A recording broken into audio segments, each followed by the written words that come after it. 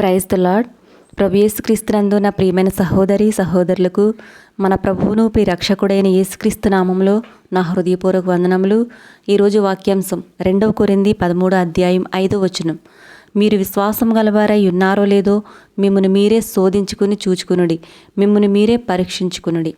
ప్రియ స్నేహితులారా, చాలాసార్లు మనం చాలా గొప్ప విశ్వాసం కలిగి ఉన్నామని భావిస్తూ ఉంటాం. అంటే మన విశ్వాసం మనకు చాలా గొప్పగా కనపడుతూ ఉంటుంది, కానీ అది దేవుని దృష్టికి సరిపడనంతగా ఉందో లేదో మనకు తెలియదండి.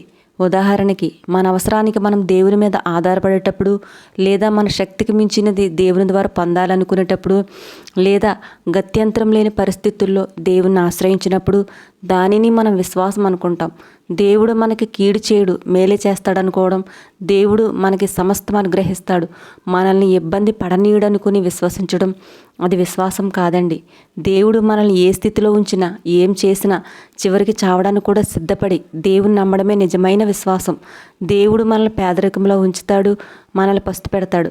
మనకు ఎలాంటి మేలు చేయడనుకుని ఎంతమంది దేవుని విశ్వసిస్తారో మనం ఆలోచించాలి.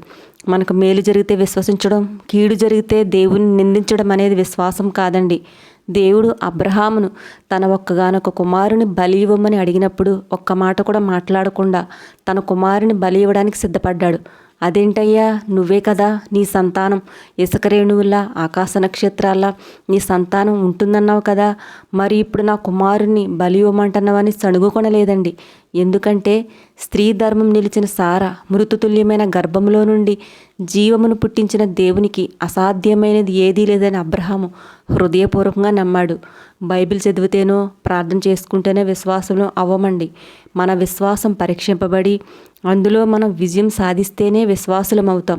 పరీక్షింపతగిన విశ్వాసం మనకి ఉందో లేదో, అది దేవుని దృష్టికి అంగీకారంగా ఉందో లేదో వాక్యం ద్వారా సరిచేసుకుందాం. అట్టి కృప దేవుడు మనందరికీ దయచేయునుగాక. ఆమేన్.